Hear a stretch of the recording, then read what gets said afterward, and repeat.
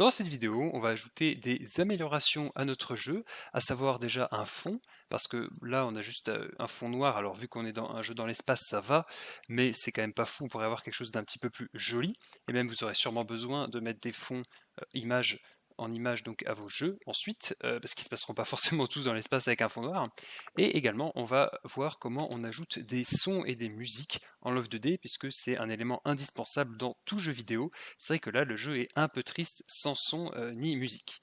Donc la première chose à faire, du coup, ça va être de gérer le fond. C'est très simple, vous allez voir. En fait, vous pouvez déjà le faire, on l'a déjà vu. Comment faire pour afficher des images avec le joueur et les projectiles. Il suffit de faire un new image et ensuite de le draw ici. Donc la première chose à faire, c'est déjà d'avoir une image. Pour ça, vous pouvez aller soit la faire vous-même, soit la chercher sur Internet. Moi, je l'ai fait moi-même parce que c'était très simple. J'ai juste pris un fond que j'ai coloré en bleu et j'ai fait des petits points un peu partout, là, des petits carrés en fait, pour symboliser les étoiles. Comme ça, j'avais un truc qui faisait pile la taille du jeu.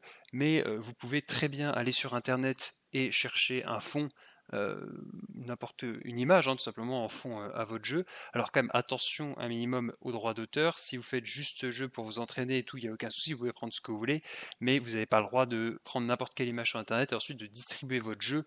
Il faut faire quand même attention aux droits d'auteur. D'ailleurs, il y a un site qui peut être pas mal. Alors il y a beaucoup de sites pour les assets graphiques, et je vous en donne un pour l'exemple, c'est opengameart.org. Vous allez dessus et vous avez plein de trucs. Vous avez de la 2D, de la 3D, des textures, des musiques, etc. Si vous avez par exemple dans 2D Art, et ici dans Cherche, vous pouvez marquer Space Background, par exemple, et vous faites Cherche, et là vous allez trouver, quand ça aura chargé, voilà, des backgrounds de l'espace, tout simplement. Alors là, j'avoue que c'est pas foufou les résultats qu'on a, mais là par exemple, celui-là, vous avez celui-là qui était pas mal.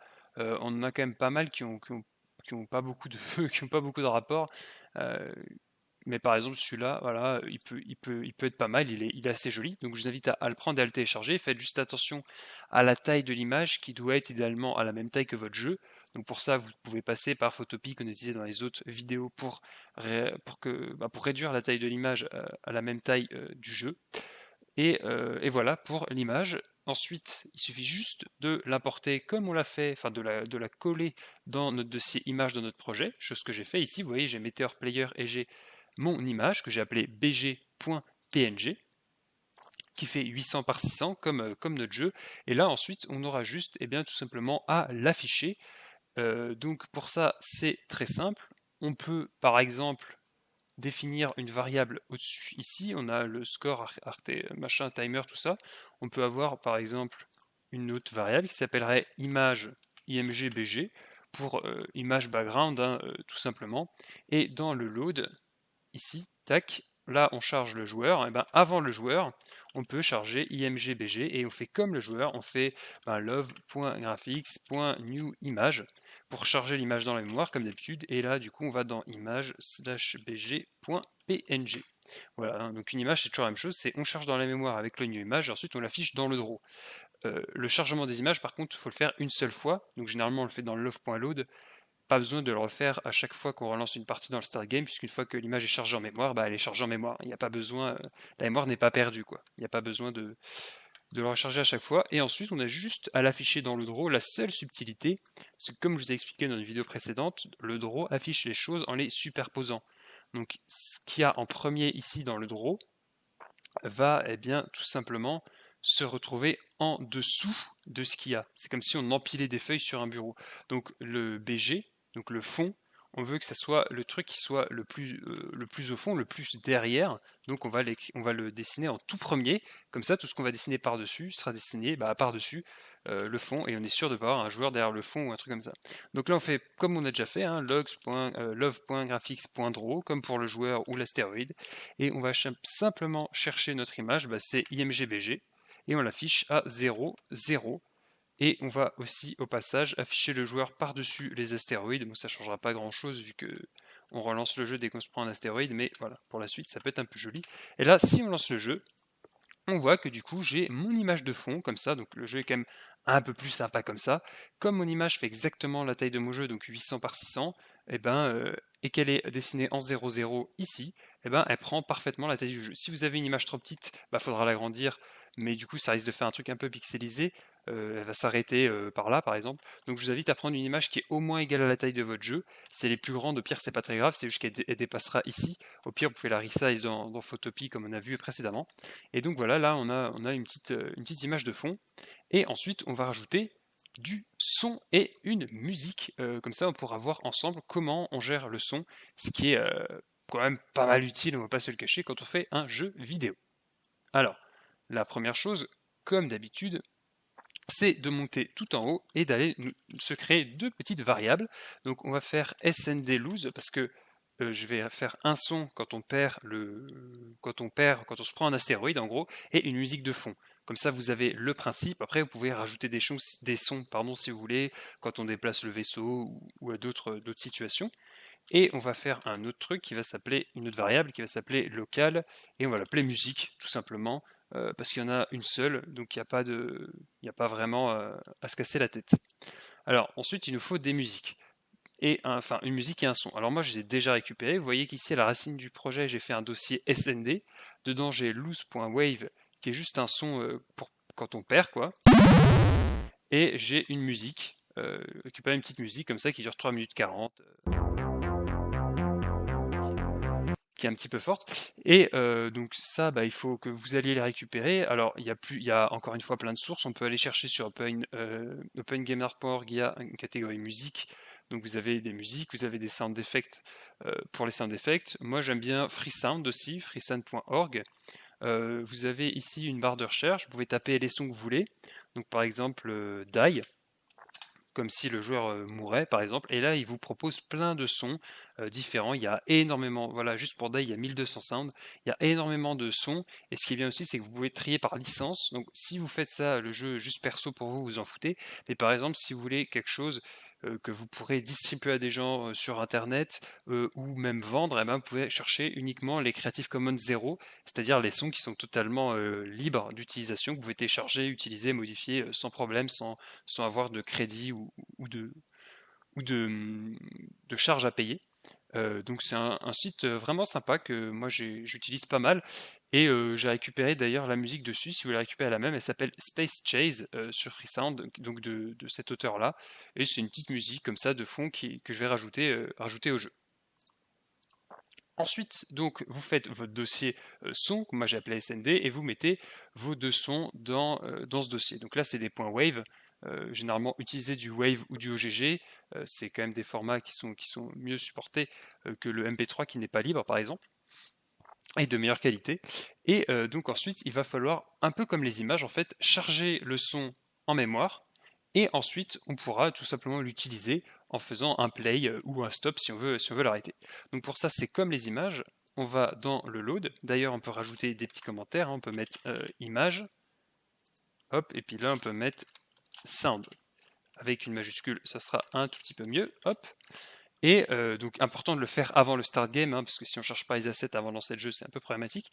Et là, du coup, on va devoir charger nos deux éléments. Alors, on a d'abord le SND lose, et on a la musique. Alors, c'est dans MID, vous voyez, c'est toujours la même syntaxe. De toute façon, c'est encore un love, sauf que là, c'est point audio, puisqu'on ne gère pas quelque chose de graphique, mais on gère une source audio. Point new source. Et là, entre parenthèses, on met encore une fois le lien, donc sound /lose.wave, qui est le son ici. Vous voyez ici, il nous demande un file name, et ensuite il nous demande un type, streaming ou static sources. La différence est très simple, c'est en gros, vous devez passer une chaîne de caractères en deuxième paramètre ici, et soit vous mettez static, soit vous mettez stream, comme ça. C'est très simple, si c'est un son, on met static. Par contre, si c'est une musique, on met stream. La différence, c'est que si on met static, donc c'est parce que ça va être un son qui va être court, et donc l'ordinateur va décoder le son et va le lire en fait au moment où il va être lu, il va le charger intégralement en mémoire et il va être lu directement. Par contre, si c'est une musique, c'est trop lourd pour un ordinateur de charger une musique complète en mémoire. Enfin, il peut charger une musique complète, mais imaginons que vous avez un gros jeu avec plein de musique dans tous les sens, ça va être très lourd de charger plein de musiques en mémoire et de les jouer une par une quand c'est pertinent. Et donc c'est ça le principe du stream, c'est comme une vidéo, comme du streaming, comme Disney+, Netflix, etc. On va lire la musique en temps réel, Donc c'est pour ça qu'on utilise static pour les sons et stream pour les musiques. Vous amusez pas à inverser ou quoi, hein, c'est comme ça qu'il faut faire et je vous ai expliqué pourquoi, mais il faut faire ça sinon vous allez avoir des problèmes.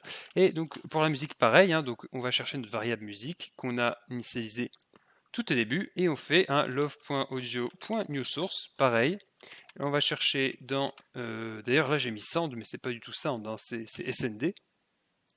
On va chercher dans SND /music.wave et cette fois-ci du coup on lui passe une source en stream puisque comme je vous l'ai expliqué c'est une musique donc on veut la décoder en temps réel.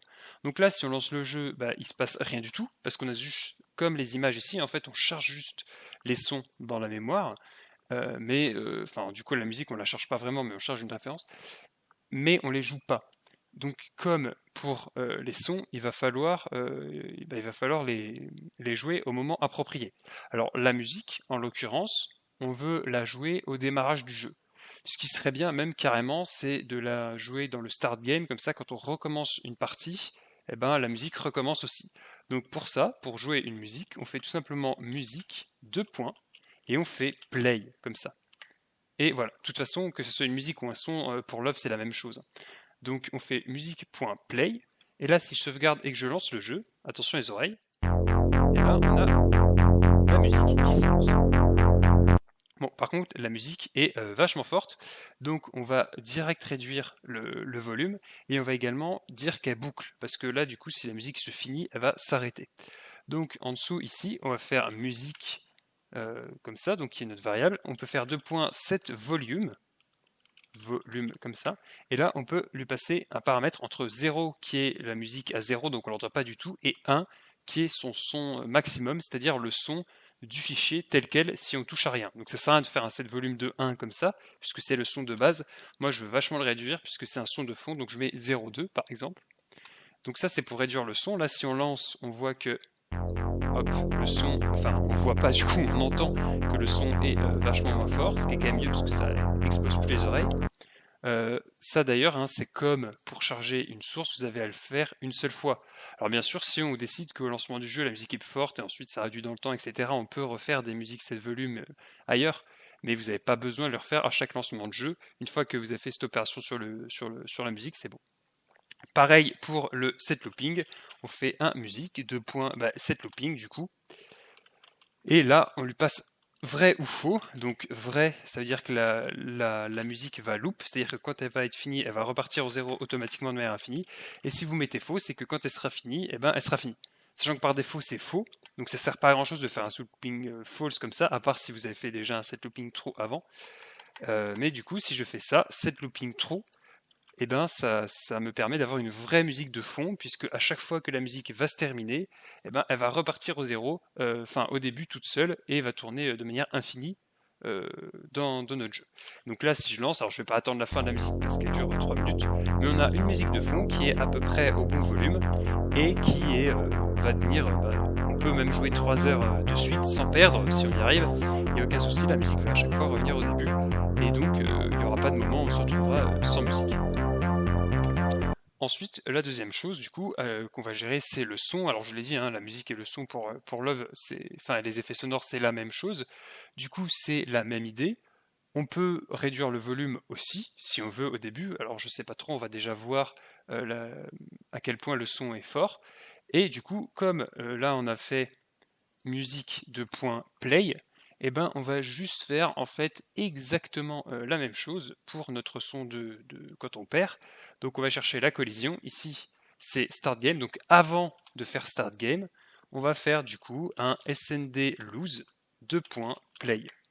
Et là du coup, si je lance mon jeu, j'ai la musique de fond qui se lance, je peux bouger, machin, etc. Et là, si je me prends un astéroïde, vous voyez que j'ai le son de Game Over qui s'est lancé. Alors il est peut-être un peu fort, mais vous avez remarqué aussi un autre truc, c'est que, écoutez ce que fait la musique. Vous voyez, en fait, la musique ne se relance pas, elle continue. Pourtant, j'ai bien fait un point play dans le start. Mais parce qu'un point play, ça lance la musique uniquement si elle n'est pas lancée. Ça ne va pas la relancer si elle est déjà lancée. Du coup, ce qu'il faut faire, c'est un musique de point stop. Donc, on stoppe cette musique-là. et ensuite on relance cette même musique, tout simplement. Et d'ailleurs, au passage, je vais du coup baisser un petit peu le volume de mon SND Loose. On va mettre 0,7 par exemple, pour que ce soit un petit peu moins fort. Là, si on lance, on a donc voilà, la musique de fond qui se lance. On peut bouger notre vaisseau. Hop, et si je me prends un astéroïde, vous voyez que j'ai eu le son de Game Over. Et en plus, j'ai la musique qui a redémarré derrière. Et là, du coup, on a enfin un jeu qui est à peu près fini, alors qui est très simple et que là, qui n'est pas extrêmement intéressant parce qu'il n'y a pas beaucoup de météorites, etc. Mais on a vu tous les concepts de base pour faire un jeu en Love 2D, à savoir avoir un joueur, le déplacer, avoir une image de fond, de la musique, gérer les contrôles, gérer les collisions, la vélocité et arriver à faire un genre de game over. Si vous voulez encore améliorer le jeu, je vous donne rendez-vous dans la dernière vidéo de cette série où je vais vous donner des pistes et autres améliorations que vous pouvez apporter à ce petit jeu. Et si vous avez réussi à aller quand même déjà jusque là, c'est déjà pas mal pour un premier jeu avec Love 2D.